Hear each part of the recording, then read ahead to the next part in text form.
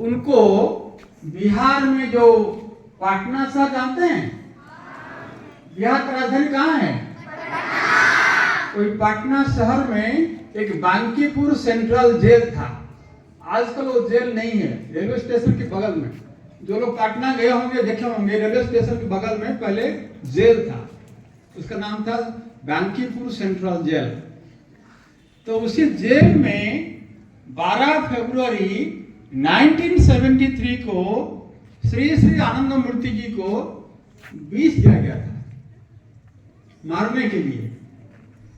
तो आप लोगों के मन में सवाल आएगा कि आनंद मार्ग की जो गुरुदेव हैं उनको विष क्यों दिया गया?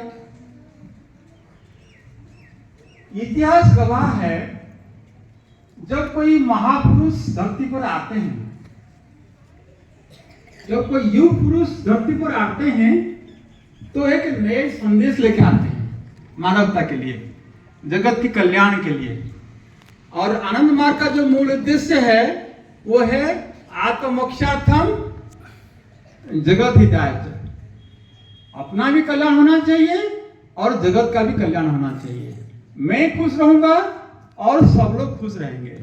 Live and let live. हमको जीना है और सबको जीना है, क्योंकि मेरा प्राण मेरे लिए जितना प्रिय है, दूसरों की प्राण उनके लिए उतना प्रिय है। कोई किसी का जीवन छोटा नहीं है। सबका सृष्टिकर्ता एक है, वो हमारा परम पुरुष है। इसको हम ईश्वर कहते हैं, भगवान कहते हैं, गॉड कहते हैं, अल्लाह कहते हैं, डिफरेंट नाम से बोलते हैं, लेकिन एक ही है। Creator is only one. सृष्टा एक ही है और हम लोग सब उन्हीं का सृष्टि हैं। इसीलिए जब कोई ग्रेट पर्सनालिटी आते हैं, महापुरुष, वो मानवता की सर्वात्मक कल्याण के लिए एक नई दर्शन देते हैं। और आनंद मूर्ति जी पूरे मानवता की सर्वांगीण कल्याण के लिए एक नई जीवन दर्शन दिए। वो दर्शन क्या है? सबसे पहला है मनुष्य जिंदा कैसे रहेगा। उसके लिए 5 चीज चाहिए। भोजन चाहिए, वस्त्र चाहिए, आवास चाहिए, शिक्षा चाहिए, चिकित्सा चाहिए। वो कैसे पूरा होगा सबको? जब तक ये 5 चीज सबको नहीं मिलेगा तब तक खाली पेट में भजन नहीं होती है। खाली पेट में भजन होगा तो पहले भोजन बाद में भजन। तो इसलिए भोजन सबको कैसे मिलेगा, सब लोग कैसे आनंद में जी सकते हैं, इसलिए उन्होंने नई दर्शन दिए। उस दर्शन का नाम है प्राउड दर्शन। क्या नाम है? प्रगतिशील उपयोग तत्व, जिसमें कि जो संपदा पृथ्वी में है वो सारे संपदा सबके लिए है। मनुष्य कुछ लेके आता नहीं है और कुछ लेके जाता नहीं है। हम खाली हाथ आते हैं और एक दिन खाली हाथ जाना पड़ेगा। जो कुछ संपदा है वो सब ईश्वर का है और वो सबके लिए है। पिता माता के पास में जो कुछ होता है सारे बच्चों के लिए होती है। ठीक वैसे ही जो जगत पिता हैं वो उनका सृष्टि है। यहाँ पर जो संपदा है वो सबके लिए है। मैं खाऊंगा और खुश रहूंगा, बाकी कोई भूखा मर रहा है, ऐसा नहीं होगा। इसलिए आनंद मूर्ति जी के नए दर्शन दिए हैं जिसका नाम है प्राउड दर्शन। याद रहेगा? सामाजिक आर्थिक दर्शन नाम है प्राउड। प्रगतिशील उपयोग तत्व, अंग्रेजी में होता है प्रोग्रेसिव यूटिलाइजेशन थ्योरी।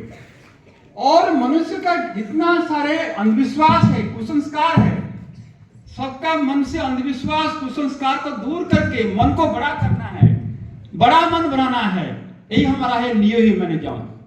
इसके लिए उन्होंने दिए हैं नव्य मानवतावाद, नियो ह्यूमनिज्म, जहां पर कहा जाता है कि ये जो मनुष्य सिर्फ मनुष्य के प्यार नहीं करेंगे, क्योंकि ये सृष्टि सिर्फ मनुष्य के नहीं है, धरती सिर्फ मनुष्य के नहीं है।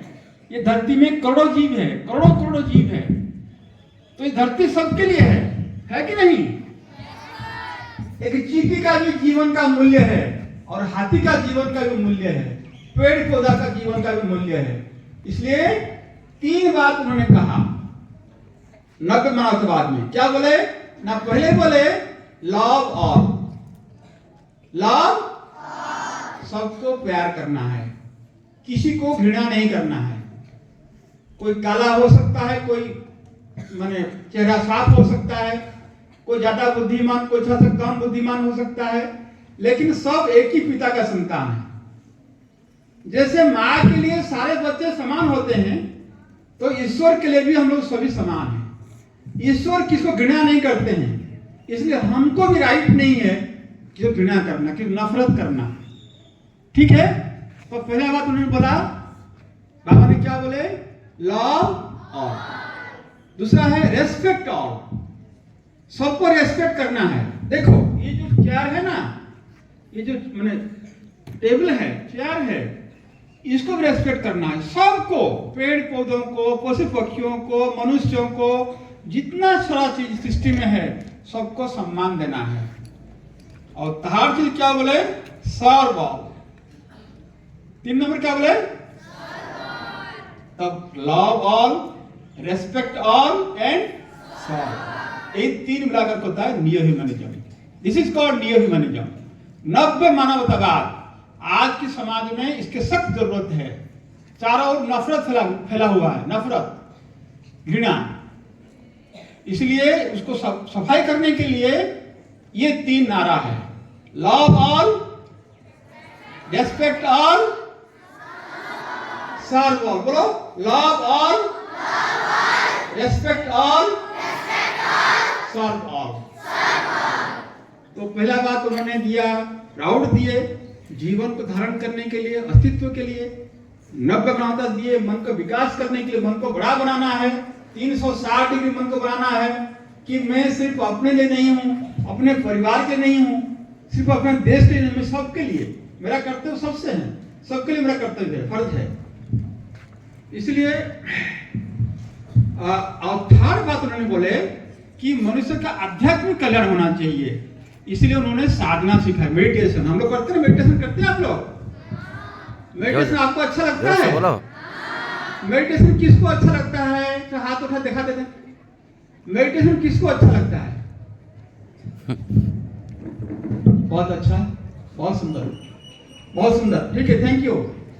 तो ये जो बात उन्होंने बताया, तो इतिहास का नियम है, जो नई संदेश लेके आते हैं उनको काफी कठिनाई का सामना करना पड़ता है। जो पेड़ जितना बड़ा होता है ना, उसमें उतना तेज हवा लगता है। तो आदर्श जितना महान होता है, बाधा उतना प्रखर होती है। आपने यीशु मसीह का नाम सुना?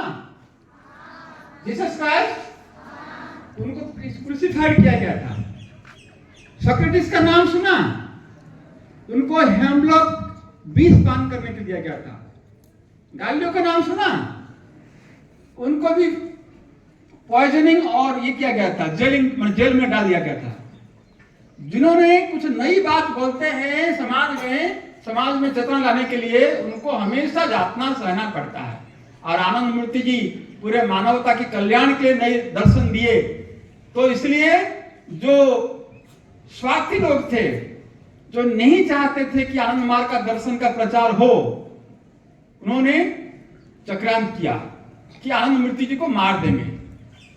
ना रहेगा बांसुरी, ना क्या बोलते हैं,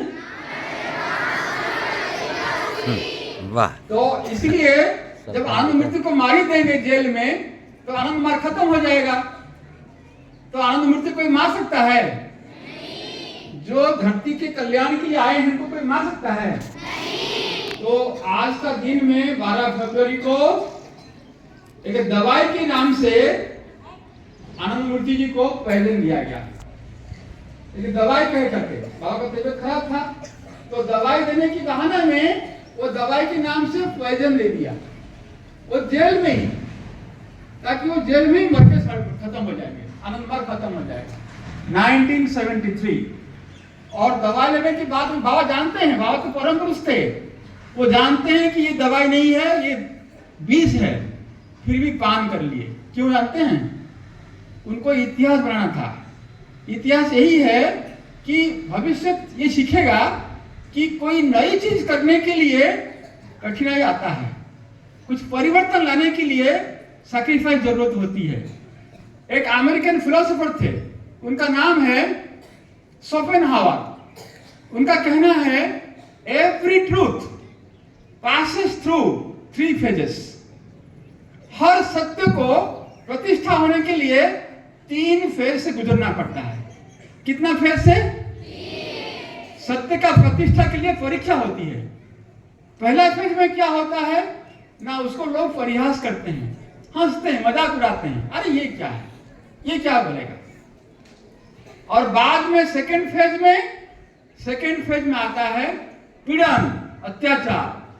जितना तरह का अत्याचार हो सकता है वो होता है। और लास्ट में अगर इसमें पार हो जाएंगे तो लास्ट में सत्य का प्रतिष्ठा होती है। तो उन्होंने बोले the first phase the truth is ridiculed, the second phase the truth is oppressed and suppressed, and the last stage the truth is established being self evident. इसलिए सत्य के प्रतिष्ठा के लिए 3 परीक्षा होती है। पहले परिहास, फिर अत्याचार, सप्रेशन, मृत्यु यंत्रणा, और उसके बाद में प्रतिष्ठा। तो इसलिए आनंद मूर्ति का जीवन में यही हुआ था। 12 तारीख को उनको पॉइजन दिया गया, और पॉइजन लेने के बाद में पूरा बाबा का आंख का रोशनी खरा चला गया, आंख से पानी गिरने लगा, और पूरा हाथ पैर कांपने लगे, और खाना पीना सब बंद हो गया, पूरा शरीर जो है विष भर गया। लेकिन उनको संकल्प था कि उनको समाज के नई दिशा देना था। उन्होंने अपने आप को बचा लिए, अपने आप को बचाए हैं। और जब उनको पूछा गया बाबा आपको इतना बड़ा पॉइजन दिया गया तो हम लोग आज का दिन उपवास करेंगे। बाबा बिल्कुल उपवास नहीं करना है, कोई उपवास नहीं करना है, क्योंकि जो पाप शक्ति है वो चाह रहा था मुझे समाप्त करने के लिए। लेकिन जय किसका होता है? सत्यमेव जयते, सत्य का ही जय होता है, असत्य का जय कभी नहीं होती है। इसलिए सत्य का जय हमेशा हुआ है और होता रहेगा। जो सत्य के राह पर रहेंगे उनका जय होगा, अवश्य होगा। क्यों? जो जहां पर सत्य है वहां कृष्ण है, और जहां कृष्ण है वहां जय है। महाभारत में जय किसका हुआ था? महाभारत में जय किसका हुआ था? जोर से बोलो, जोर से बोलो। सत्य का। तो सत्य का जय हमेशा हुआ है, और तुम लोग भी सत्य के राह पर रहोगे, तुम लोग का जीवन में हमेशा जयकार होगा, जय जयकार होगा। तो 12 तारीख को बाबा को पॉइजन दिया गया, और 12 तारीख के बाद में बाबा ने डिफरेंट अथॉरिटी लोगों को चिट्ठी लिखे कि मेरे ऊपर ये अत्याचार हो रहा है, मुझे मारने के लिए ऐसा साजिश किया जा रहा है, इसका विचार होना चाहिए। कोई विचार नहीं हुआ। लास्ट में 1 अप्रैल को आनंद मूर्ति जी ने ऐतिहासिक उपवास किया। जानते बाबा कितना दिन उपवास किए थे? बिना खा करके रहे थे कितना दिन? 5 साल 4 महीना 2 दिन। आनंद मूर्ति कितना दिन उपवास किए थे? 5 साल 4 महीने 2 दिन। यानी उपवास आरंभ हुआ था 1 अप्रैल 73 को, और उपवास तोड़े हैं 2 अगस्त 78 को। उपवास कब तोड़े? 2 अगस्त 78। यानी 1 अप्रैल 73 से 2 अगस्त 78 तक 5 साल 4 महीना और 2 दिन तक उपवास किए। आज तक ऐसा कोई व्यक्ति है इतिहास में जो कि एक साथ एक तो लंबा फास्टिंग किए होंगे, उपवास किए होंगे बिना खाए? बाबा सिर्फ जेल का नियम को मानने के लिए 1 कप लेते थे, दही का मट्ठा होता है ना, मट्ठा, उसको 1 कप लेते थे सिर्फ, और 5 साल 4 महीना 2 दिन उपवास किए। किस लिए उपवास किए? ये सत्य की प्रतिष्ठा के लिए। तो आज जो हम हैं, दादाजी हैं, और इस तरह का हजारों सन्यासी हैं, और आपके जैसे बहुत गृहस्थी लोग हैं, और हजार स्कूल है सारा वर्ल्ड में। आनंद मार्ग का 180 देश में प्रचार है। जैसे भारत हमारा देश है ना, 180 देश में आनंद मार्ग का प्रचार है। मैं खुद जाकर के अमेरिका में, कनाडा में, यूरोप में, अफ्रीका में, सब जगह, दक्षिण अमेरिका में, ब्राजील में, अर्जेंटीना में, सब जगह आनंद मार्ग का प्रचार करके आया। सब जगह, ऐसे कोई जगह नहीं जहां आनंद मार्ग नहीं है। आनंद मार्ग के सूर्यास्त नहीं होता है, और आनंद मार्ग में बाबा नाम केवलम कभी बंद नहीं होता है। 24 घंटा बाबा नाम चल रहा है। हमारे यहाँ का तो खत्म हो गया तो और कहीं चल रहा होगा। तो इतना बड़ा विश्व संगठन कौन बनाया सारा वर्ल्ड में? श्री श्री वही हमारा गुरु हैं, वही हमारा मार्गदर्शक हैं। और ये जो सारा स्कूल चल रहा है सारा वर्ल्ड में, उन्हीं का ही चिंतन है। और ये स्कूल का मूल उद्देश्य है सा विद्या जा विमुक्तये, अर्थात विद्या वही है जो हमको जीवन में मुक्ति का रास्ता दिखाए, सारे दुख से मुझे दूर करे, सारे दुख से मुझे जो उड़ा सकता है, जो मुझे सारा दुख से परित्राण कर सकता है, वही विद्या है। विद्या केवल पुस्तक ज्ञान नहीं है, विद्या है आत्मज्ञान। तो बाबा दो ज्ञान के बारे में बोले हैं, एक हुआ भौतिक ज्ञान और एक हुआ आत्मज्ञान। तो दो ज्ञान को प्राप्त करना हमारे बच्चों को, टीचर को, सबको ध्यान रखना है। आनंद मार्ग education is not only book knowledge, it is book knowledge plus self knowledge, आत्मज्ञान। इसलिए उसको बोलते हैं, जो किताब से पढ़ते हैं उसको बोलते हैं अपरा ज्ञान। इतिहास है, विज्ञान है, गणित है, उसको बोलते हैं अपरा ज्ञान। और जो मैं कौन हूं, ईश्वर कौन है, ये जो ज्ञान है, इसको बोलते हैं आत्मज्ञान। तो ज्ञान कितना तरह का हुआ?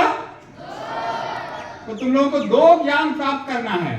एक हुआ ऑब्जेक्टिव नॉलेज, जो आप किताब से पढ़ते हैं, साइंस, हिस्ट्री, ज्योग्राफी इत्यादि इत्यादि, मैथ इत्यादि।